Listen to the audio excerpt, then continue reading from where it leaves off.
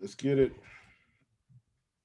Hey everyone, welcome to the RotoGrinders Morning Grind Podcast. I'm your host, Stevietpfl. It's Wednesday, it's December 30th, it's 2020, and we have 6 games to talk about here on today's slate.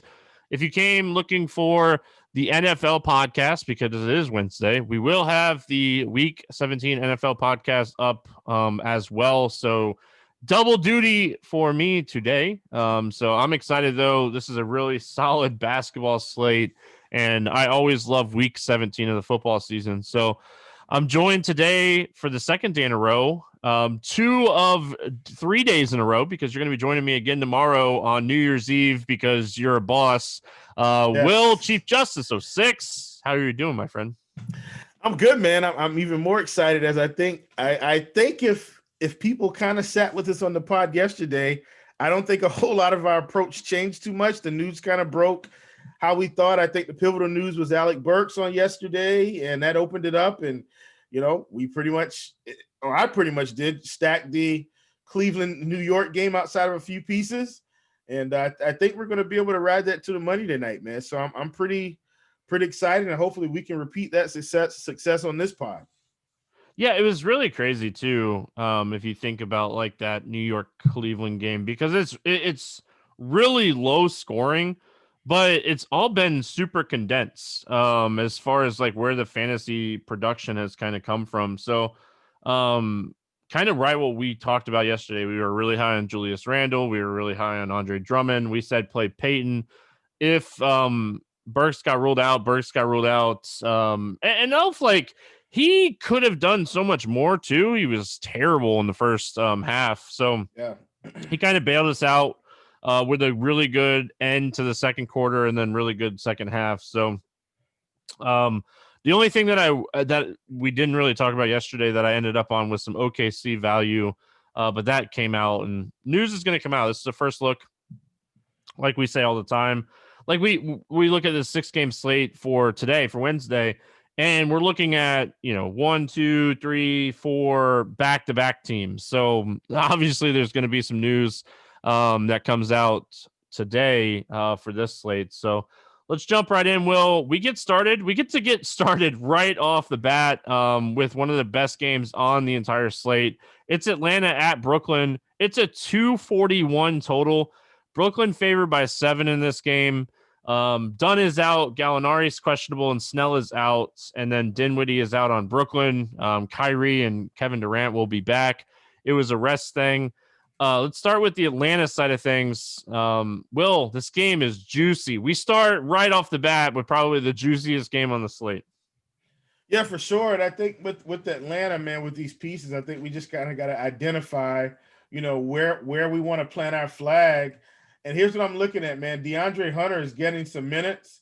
I like it.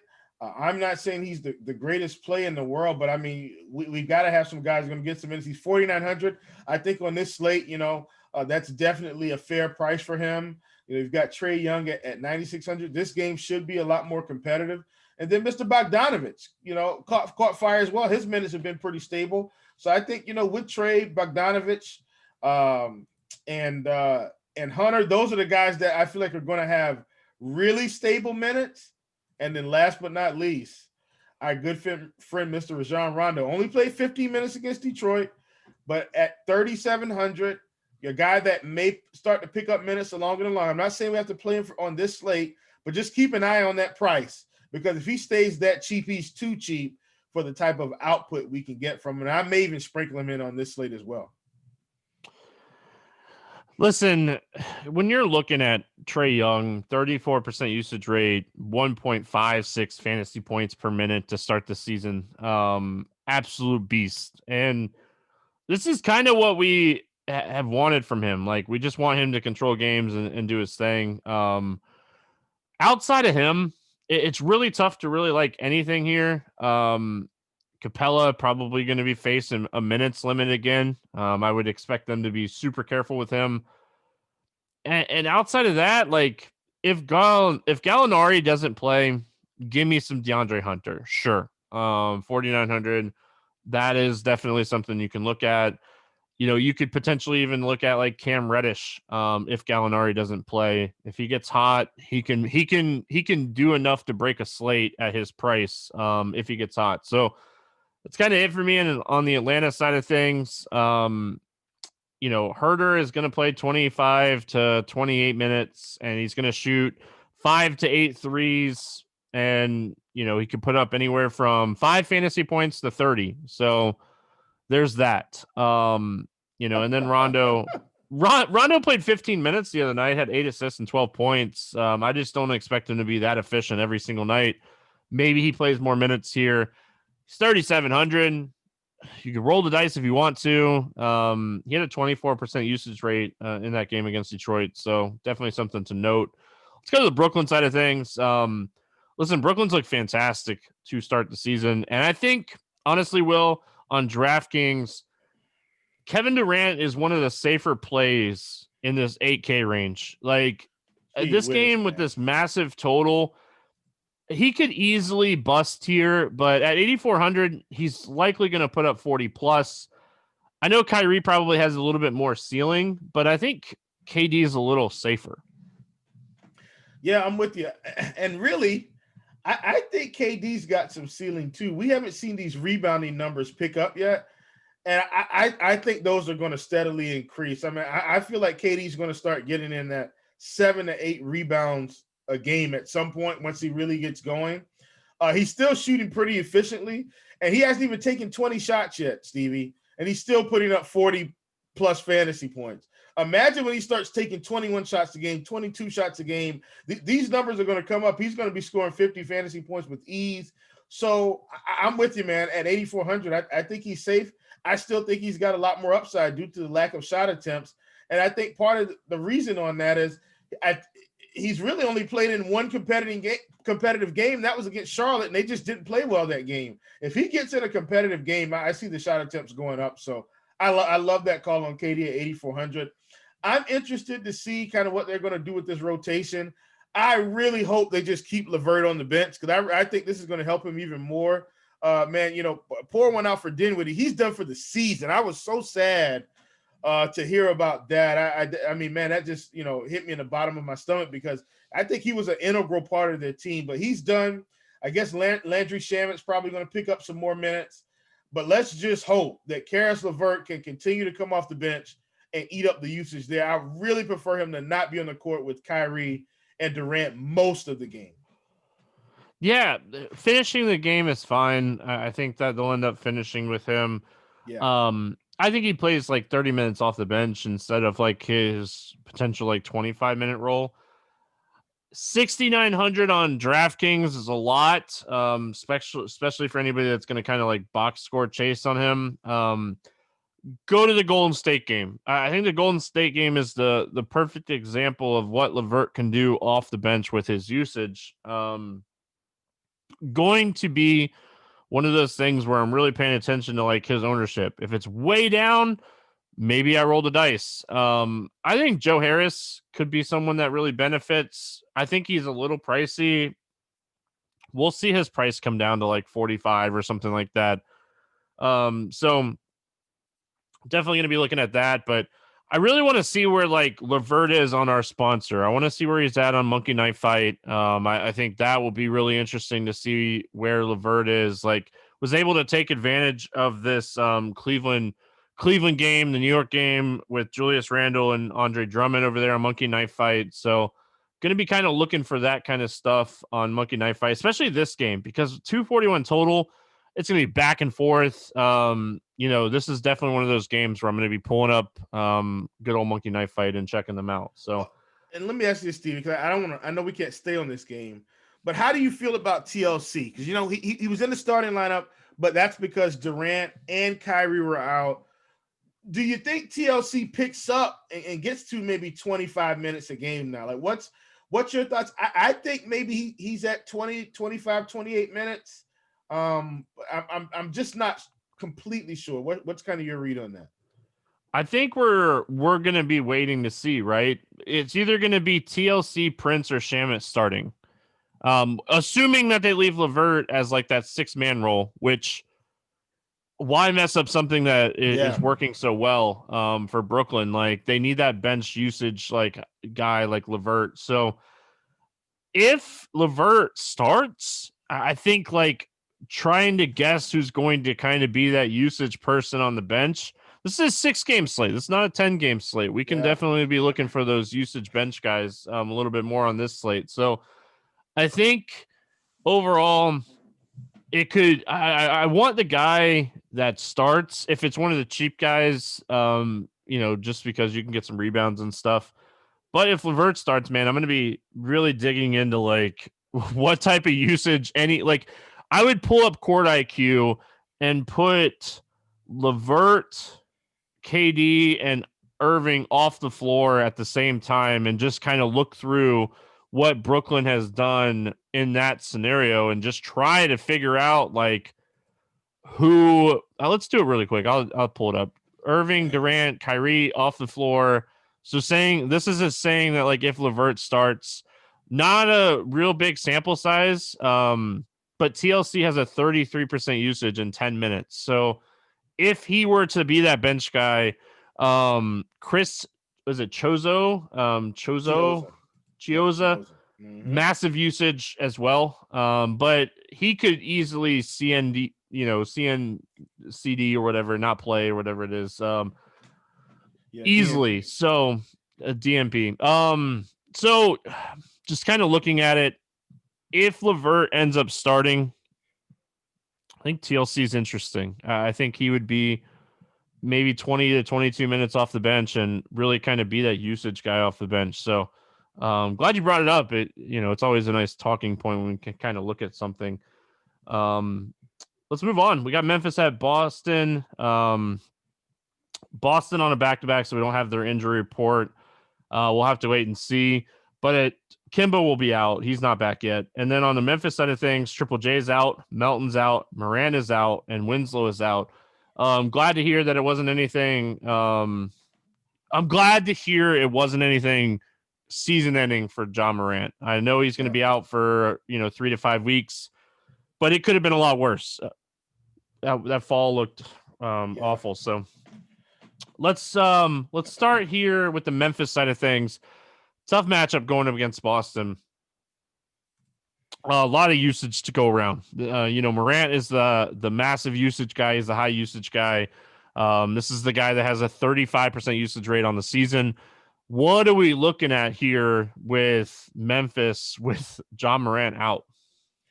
Well, first of all, they've already priced up Tyus Jones. On FanDuel, he's 5,800. On DK, he's 5,200. I still like the price on him. I know Tyus Jones does have 30-point upside. And then Dylan Brooks, they've priced him up as well. I got to think, Stevie, that Dylan Brooks and our good friend Slow-Mo, Kyle Anderson, are just going to run with this team alongside Mr. Tyus Jones. I mean, we saw what Slow-Mo's kind of been doing the past couple games anyway, and his minutes have picked up now. I think he's going to play 35 minutes a game. A guy that's going to kind of do it all. Is a tough matchup, don't get me wrong. And obviously they've priced him up. But if they're going to stay competitive and Kyle Anderson's going to be getting 40 fantasy points and have that type of impact on the game, sign me up. I think the price scares people. And I think I'm willing to roll the dice on a guy like Anderson and Brooks one more time, because if they go off for 40 this time, the next time they'll be 7K. And then I'll probably hop off. I'm really willing to roll the dice on these guys with no jaw, with Dylan Brooks taking the shots, Kyle Anderson doing it all. I like it here. I think that's something I'm going to do. Brandon Clark is still cheap enough. He played almost 30 minutes the last game. Not sure where his minutes are going to land this time. But Kyle Anderson, Dylan Brooks, I'm still going to play him at these prices because I think the usage is there.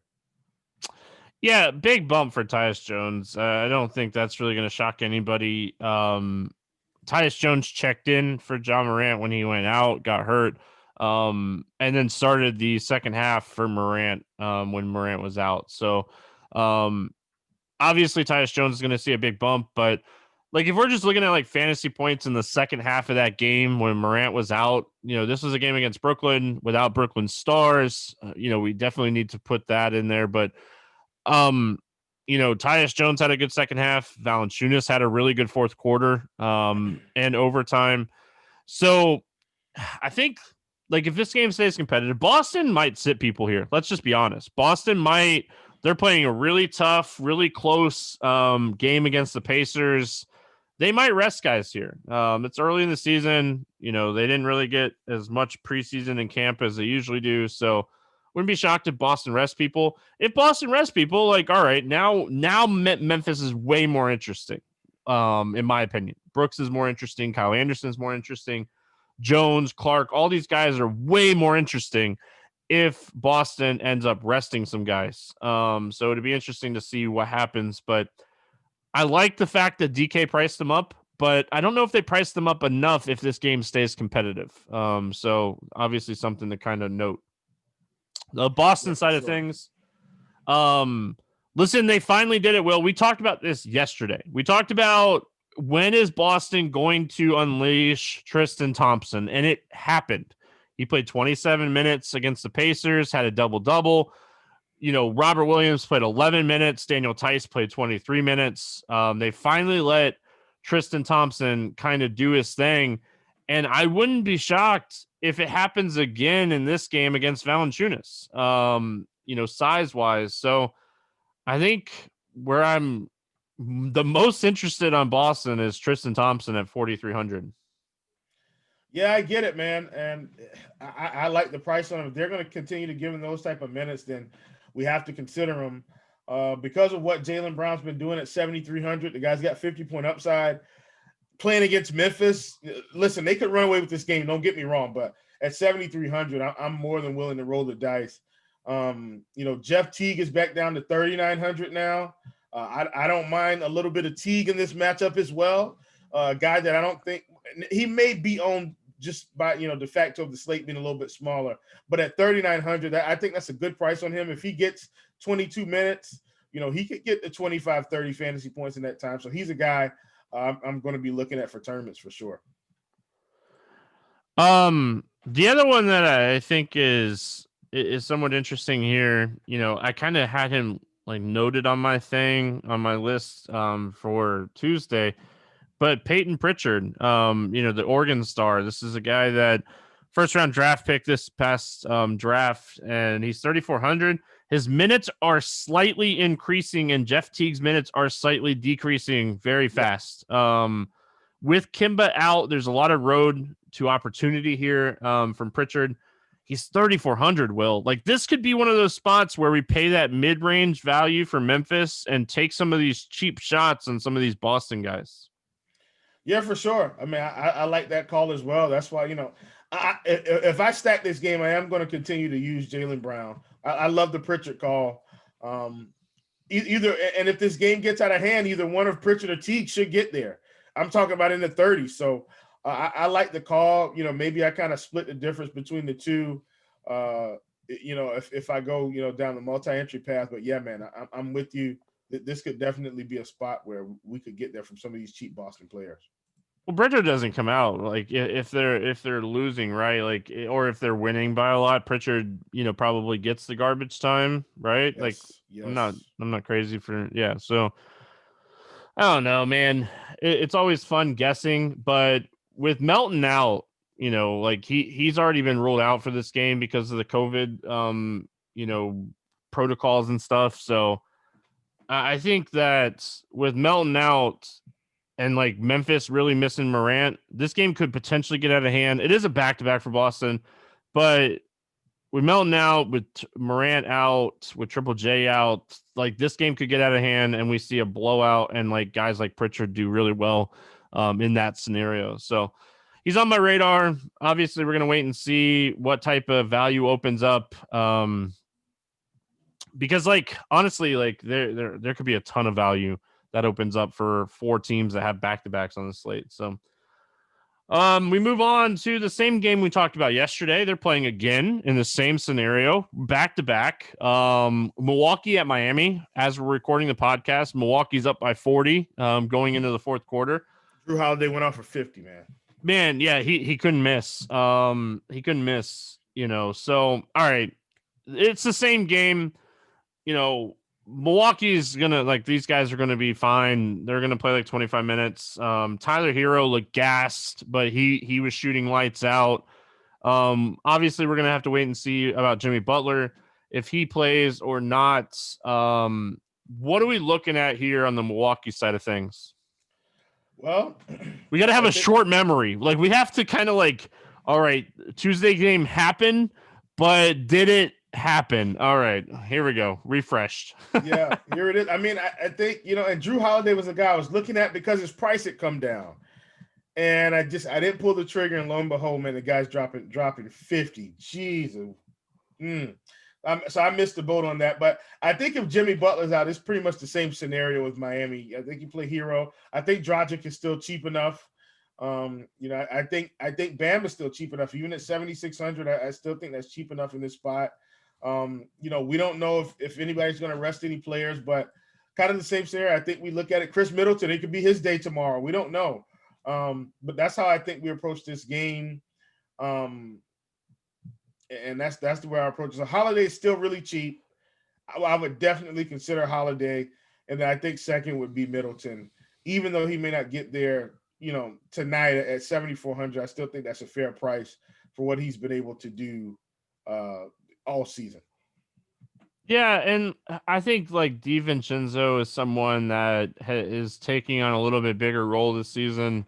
So if you want to take some shots on him, I don't hate him as well, but I don't want to overthink too much. I think Drew's really, really cheap. He's really, really cheap. So I probably stay away from Giannis in this spot, and it's more of just even if this game stays super competitive, does Giannis outscore Luka and Lillard on this slate, and or possibly, even Durant by a wide margin? Durant's cheap enough to where if Durant gets 55 and Giannis gets 60, Durant's the play. Yep. Miami side of things, if Butler's out, I think you go back to on Tyler Hero at 5,400. I think the interesting guy here is Goran Dragic, who kind of burned a lot of people on Tuesday, and all right, he had a bad game. He's 5,500 still. Let's go right back to it. Yeah, I mean, it could very well flip. I mean, Dragic could be the 40-point outing guy, as he's been, pretty much most of the season. So I like Dragic. He's still got the usage off the bench, and that's the thing with the 6-man. They're not going to play starters minutes. They're just looking to bring them in, keep the sparks going. They'll run the second unit, and they'll play their 25 to 28 minutes, and that's that. So I'm with you. Like I said, I think it's just Dragic, Hero, a little bit of Bam, and I think that's kind of it. I was trying to think about whether or not we needed to play Duncan Robinson, who's a guy, if he gets hot, he could get in the 30-point range. I think we consider him at 4,800. And that's kind of where I'm at with Miami. Now, did Goran Dragic start? I never looked at the Miami starting lineup. I don't know if he started or not. I think it was Duncan Robinson, wasn't it? I'm not sure, because I was on a show when it kicked off, so I didn't really pay it much attention at the time. Yeah, I'm just saying. I live the dad life, buddy. I was on Hero. I wasn't on Goran Dragic, and but anyway, let's move on. We got the Lakers and the Spurs, a 233 total here. Lakers favored by 4.5. Caruso is out. LeBron is questionable, and then White is out. These two teams are playing at top 15 pace in the NBA. San Antonio is playing at the 7th fastest pace in the NBA this season. This is not your old San Antonio play slow defense type of games. They're playing super fast here. Obviously, if LeBron misses this game, it's a huge bump to Kuzma. It's a huge bump to Anthony Davis. If LeBron plays, what are we looking at here on the Lakers? I mean, I think at some point, don't you think these guys are going to get going? The Lakers aren't just going to cruise and just keep getting 40-point games from LeBron and AD. I don't think that's the case. Now, we've got them priced down. AD played 38 minutes against Portland and only scored 35 fantasy points. Is this the Dennis Schroeder effect? I don't know. But I gotta think these guys' performances are going to start picking up as the prices come down. So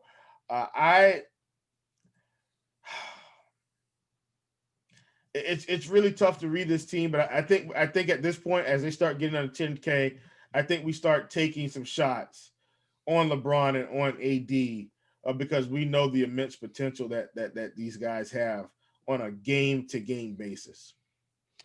Yeah, I think Schroeder's super interesting in this game. Whoever plays, I think he's someone that he's kind of priced in that like sweet zone if you're building more of like a balanced type of lineup at 6,200. So if you're building that type of lineup, he's certainly someone we want to be, potentially looking at in this spot. And then outside of that, I don't think Caruso being out really affects too much here. This is a guy that's playing about 10 to 15 minutes most nights. So maybe extra minutes a little bit for like guys like Wesley Matthews or something. But, I don't think it's going to be enough to really like change anything for any of these cheap guys. On the San Antonio side, San Antonio is really cheap for a 233 total. Really, really cheap here. What do you like with the Spurs? Well, I mean, you talked about it. It's these prices, man. The algorithm is almost telling us to play the Spurs today. DeMar DeRozan at 6,900, Stevie. Listen, I know the Lakers are a good team, but DeMar DeRozan should not be 6,900.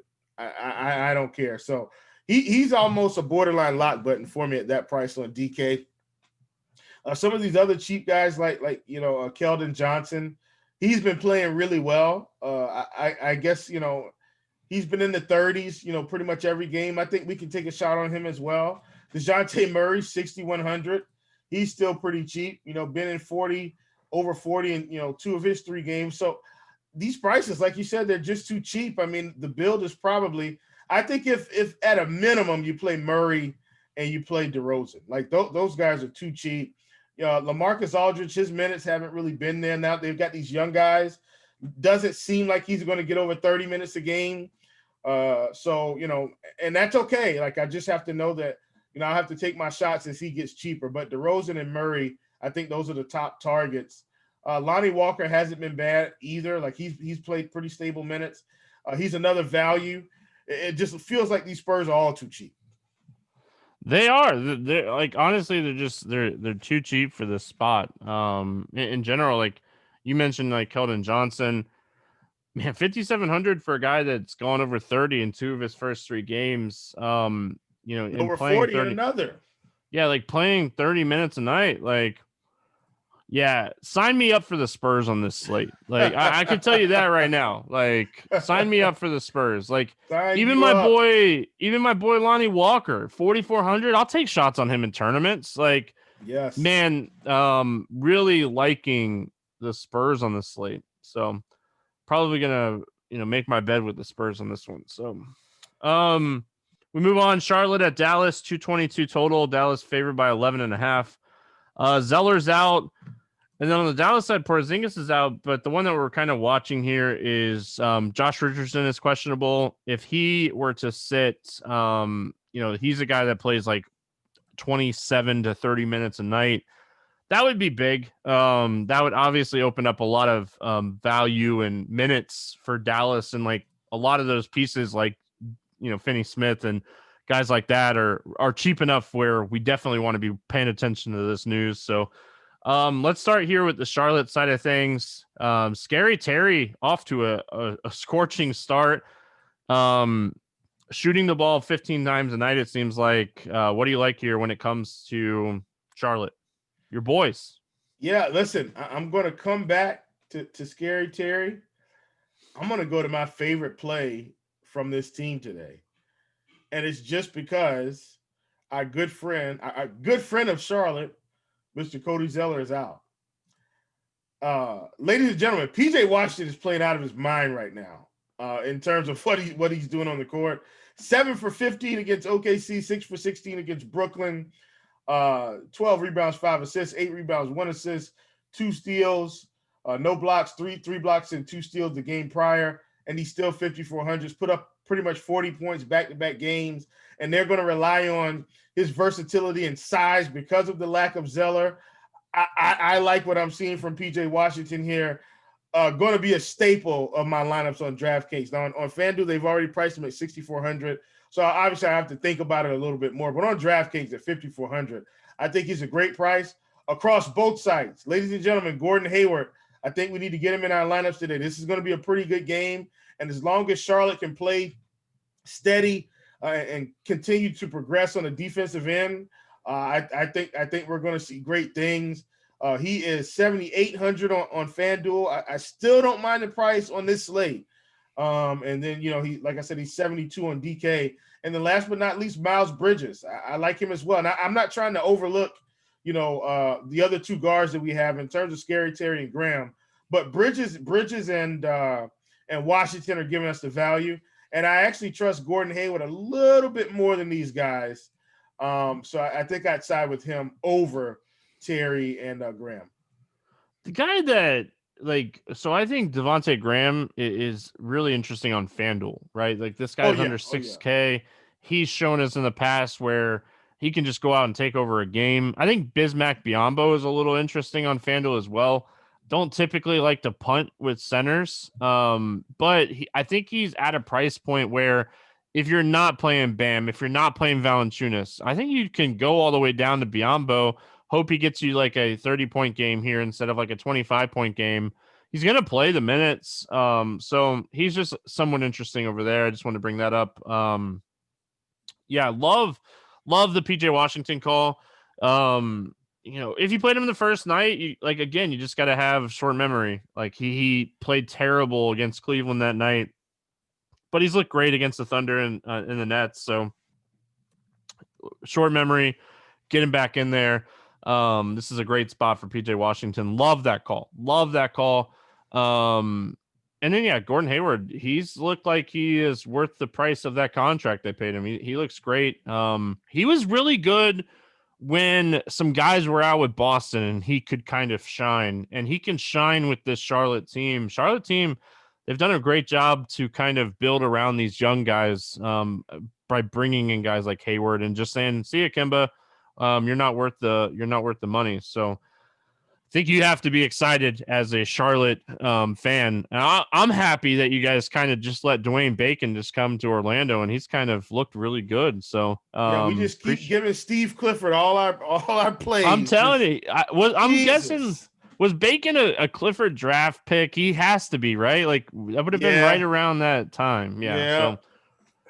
So, let's go to the Dallas side of things here. Obviously, Luka is a top play on any slate that he's on. This is a guy that can triple-double in any matchup. Dallas is a huge favorite here. 11.5-point favorites in this game. A lot of respect for Dallas in this one. Man, if Richardson's out, Dallas is super interesting. Finney Smith becomes probably one of the better value plays. Does James Johnson get like a 15-minute or like a 20-minute, bump and end up playing like 25 plus minutes or something like that? Like, this team becomes interesting if J. Rich sits? Well, I mean, I think Finney Smith is in play regardless. I'm not even worried about that last game. They beat down the Clippers so badly. I mean, nobody really played hardly any minutes. But I mean, I think Luka's the top play on the slate. He's going to be unstoppable here. But I do. Finney Smith is definitely my second favorite play from Dallas, no matter what. I think especially if you want to kind of do a little mini mix and match. I mean, he's affordable on both sites. 4,200 on FanDuel, and he is like 45 on DK. I mean, I like him on both sides. He's a guy I'm definitely going to have in some lineups.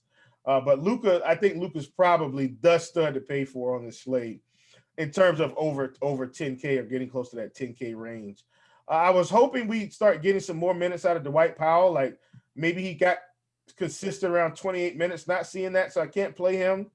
But that's kind of where I'm at with Dallas. And then like you talked about, if Richardson sits, then I feel like, either the Brunson Burner or Trey Burke are going to get some extra run here.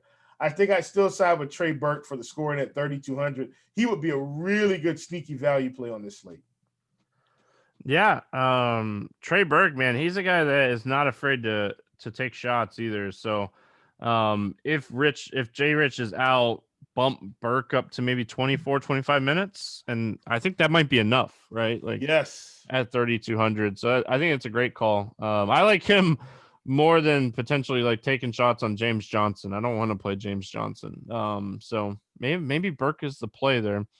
Tim Hardaway could potentially see a little bit more minutes and usage as well. But he's kind of pricey and like all he does is shoot. He really doesn't fill the stat sheet most nights. And like, okay, I'm not talking about like the 3 or 4 rebounds he gets. Like he's not going to go out there and get you close to a triple double and fill the stat sheets up. So we move on to the last game on the slate. We got Portland at LA taking on the Clippers. No total in this game. This is a back-to-back for the Clippers. That game is actually about to get started as we're recording right now for Tuesday. Let's get into it, Will. On the Portland side, we know Collins and Little is out. Trent is questionable. And then on the Clippers side of things, Kawhi got ruled out late on Tuesday. Marcus Morris is still kind of battling through a knee injury. He did practice Monday, so he could potentially play in this one. So we're just kind of waiting to see what comes out of this one. What are you looking at here on Portland? Well, I think what's interesting for Portland is CJ McCollum has been playing outstanding. I mean, he's been up there. I still don't like this price, but I'm trying to not let the old CJ McCollum or what we've kind of seen from him, where he's more of a mid 30-point scorer most of the year than a 40 to 50-point scorer. So I'm really trying to make an adjustment. I'm going to dig into some Slate IQ. I'm not Slate IQ and some Court IQ stuff and just kind of check and see if anything's changed. But he's been playing fantastic. And so at 7,900 against the Clippers in what should be a competitive game, a guy that's really scoring the ball, I mean, if he can consistently put up 45, 50, Stevie, I mean, I think, I think this is a fantastic price for him. So that's something I've got my eye on. Nurkic at 67, I'm really hoping he can get to about 30 minutes a game, and I think that'll give us the consistency that we need. Haven't really seen much from Rocco. I think Rocco is now a little bit too cheap. He's still playing big minutes. I think a big game can come. I'm kind of thinking about him like we thought about Oubre yesterday. Like, yeah, he hasn't really gotten there, but he hasn't been shooting great. If he starts hitting, a couple more shots, he'll kind of get in that 25 to 30-point range at 4,700 on this slate. I think he's another good value that may get overlooked because of recent performances. He's playing the minutes. Like, that's one thing that you have to love. Like, this dude's playing 38 minutes a night. It goes back to the whole conversation we were just talking about. Yes. Just talking about yesterday. So, like, the minutes are there. The shots are going to start falling. The prices just come down so much that he has to be on your radar. Like, the fact that, like, the type of minutes he's playing right now, he just has to be on your radar. Just in general here. So I think, like, overall, when you're looking at this spot for Portland, he's certainly someone you want to kind of have on your list. Melo is expected back. Yeah, he cleared and, like, he's, expected to play against the Clippers and stuff. So, I don't know, man. Maybe he hurts like Derek Jones Jr.'s minutes or something like that. I think that's who he hurts. I don't think they planned on playing Derek Jones Jr. 36 or 37 minutes a night. I just don't believe that. Yeah, like, when they both were on the court against Utah and Houston, like, Derek Jones Jr. didn't play a ton of minutes, so I think he goes more closer to like what he played in that game than anything else. Just kind of looking. Honestly, like, I don't know who else would really get affected. Maybe Covington loses a few extra minutes and goes down to like 33, but I think he's still playing enough minutes at his price where if he's hitting shots, I think it'll be okay. Yeah. On the Clippers side, go ahead. I was just going to say, especially if Gary Trent's questionable, that's just going to basically probably keep the minutes where they are. And Melo will probably just slide back into, 28 minutes or so. Yeah, because, like, Trent's the guy that's playing like 24 to 25 minutes. So that makes sense too if he doesn't play. On the Clippers side of things, obviously we're gonna wait and see. Back to back for Paul George. Maybe they rested Kawhi and said it was something, and like Paul George sits the second into the back to back, and Kawhi plays with the mouth injury. We'll kind of have to see, but like that is if I think if anybody sits, I think that's kind of what we see from the Clippers. More than anything else. Clippers are tough to talk about, but what do we like here for them? And I keep waiting for Lou Williams. I want to see what's going to happen tonight. I know we're recording this one, a little bit before that game, but gosh, I gotta feel like Lou Williams is just gonna start scoring 30 fantasy points at night. With what he should have coming off the bench usage wise. So we'll kind of see there. I want to see what happens with Kennard tonight in terms of his minutes, but I guess we won't get a real read on it because Kawhi is out. I think the main thing is Paul George is still leading the charge. I'm very disappointed in Serge. I thought Serge was going to be in that 30-minute role this year, and teams they're not content to give Serge big minutes. So I think if nothing else, if Markieff Morris is out, I think we're right back to the well with Nicholas Batum, who's probably going to play 30 to 35 minutes in this spot, and or let's say 28 to 30 minutes if Kawhi is back. And I think he's another value that we can look at. But I'm not really excited about the Clippers with the uncertainty around Kawhi, just kind of looking at these value pieces for now. I will say I kind of slightly worry a little bit about Batum on a back-to-back. Like slight worry on him on a back-to-back here. Like maybe this is a Luke Kennard game. Like maybe this is the Luke Kennard game. I don't know. I want to kind of see how Tuesday's game shakes up here a little bit, but I also want to see, like, does Paul George sit in this game? Could this be like Reggie Jackson getting 25 to 30 minutes if Paul George ends up sitting or something like that? So I think we're going to have to wait and see on the news from the Clippers, because I do think that it would not shock me whatsoever if one of or both of George and Kawhi sit in this game. So let's play the morning grind game, and then we'll get out of here. We got big shoes to fill after yesterday's game. Give me a guy under 5K that is going to 7X on this slate. Under 5K, 7X. I mean, we've got a lot of guys today, man. I actually think I'm going Dorian Finney-Smith. I like him at 4,500 against Charlotte. I think I'm going there. Yeah, man, there's so many down here. There's a lot of players down here that we've talked about. Bridges, Batum, Covington is another one. There's a lot of guys, but there's a guy I think you like more. Yes, I'm going to go with my gut on Tristan Thompson and say, like, they're finally unleashing him in Boston, and like, it's the right move, Boston. It's the right move. Can we give him a bonus one today? Because I got a guy I thought you were going to go with. Did you think I was going to go TLC? No, I thought it was Lonnie Walker. I do like my dude Lonnie Walker. Yes, that's a bonus one for you today. Lonnie Walker, you got 3 out of that group. That's oof. I'm going to fill the sheet with Spurs. Don't worry. You got a guy over 8K that you don't like that might bust on this slate and not even go 5X? Yeah, man. Give me Giannis Antetokounmpo. I think, if they blow out Miami again, he's got a lot more help this year, as you can see with Drew Holiday versus Eric Bledsoe. So he doesn't have to get there every night. And he could easily not get there again.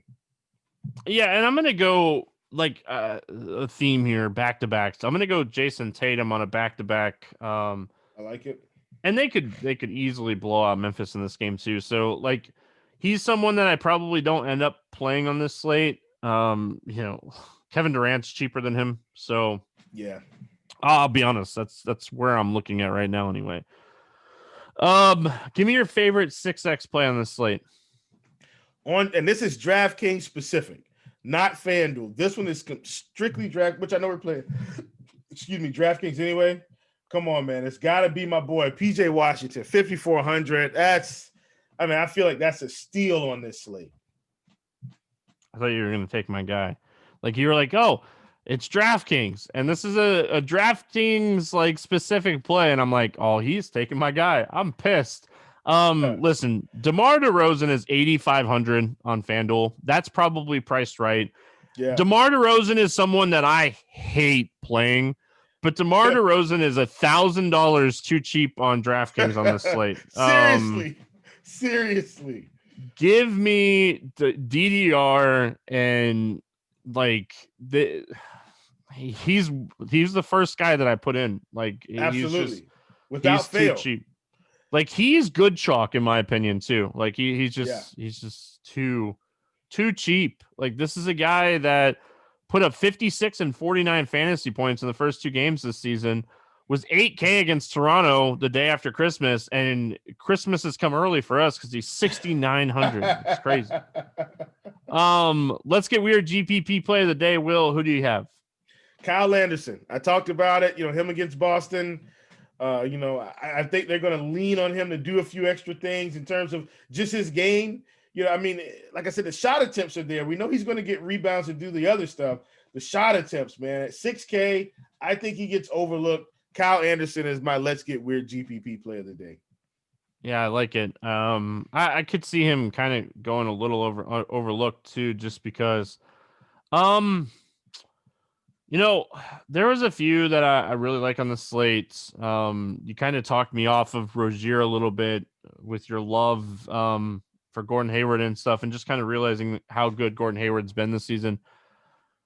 This one's tough. Like, I'm trying to think who is going to be potentially low owned. I'm going to stay in that LA game, and I'm going to go Dennis Schroeder. I could see him potentially being a little lower owned, just kind of like looking at that price range and stuff. So the other guy I was really considering was DeJounte Murray. I really think you could pair DeJounte Murray with DeMar DeRozan on this slate, and I don't think you'll really regret it. Will, game selection, any contest on FanDuel or DraftKings that's standing out to you today? Yeah, man, this 40K putback on FanDuel today. I like what they've done here. They're paying out to 50 entries. It's a 200 entry contest, paying out 25%. I like it. Not very top heavy at all. So it's 222, but I think it's a really good contest for single entry. So I went expensive yesterday. I always try to mix it up, but I think the $5 high five 40K tournament over there on DraftKings is super solid. Someone's going to turn $5 into 4K. It's 9,500 people. So this is one of those single entry tournaments that you're probably going to want to take some shots as far as roster construction. But it still pays 21% of the field. So, like, if you get a lot right here and you don't nail everything, you still have really good potential to capitalize on $100 where you can go like 10x, like finish in the top 40 and you'll get at least $50. So, I get questions all the time. Stevie, why this tournament? Why not that tournament? It really goes to what you want to do. What type of tournament are you wanting? Are you wanting a top heavy tournament? Are you wanting a deep payout tournament? Go through, look at them. DraftKings is doing a lot of like smaller single entry tournaments of the big tournaments. So you can take some shots. Like, they have a $12 pick and roll that pays out, I think, almost 2% more than their bigger $12 single entry. So what do you want? Do you want the more top heavy? Do you want to beat more people? Or do you want a better chance at like cashing and doubling your money and giving yourself some upside? So it really comes down to what you want to do. Feel free to reach out to me on Twitter or Discord if you have any more questions about that. Will, give me your favorite over-under or against the spread pick. Yeah, man, I think, for me, in terms of the games, I'm going to stick in the Charlotte-Dallas game. I think if Charlotte-Dallas stays competitive, it's going to be over.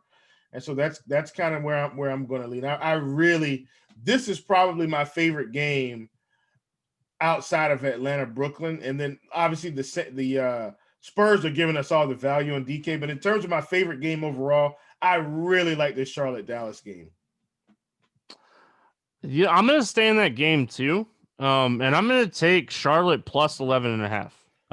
Yeah, I like it. I like that call. I think that's too much. Like, I think Vegas is overreacting to the blowout against the Clippers. And I like Dallas. I think they're a really fun team. I think they're a really solid team.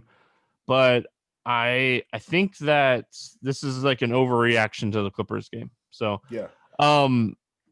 My Let's Get Weird GPP play of the day. I know I said it's Dennis Schroeder, but I'm just going to throw one more out at you. Peyton Pritchard. Don't forget the name. Oh, I like it. Don't forget the name. I like it.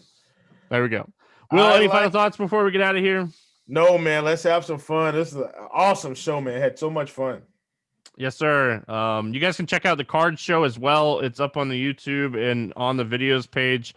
Will and some of the guys breaking down what's kind of trending in sports cards. So make sure you guys are checking that out. Give Will some love with that one. He's putting a lot of work into that kind of stuff. So it was him, Dean, and Tabo.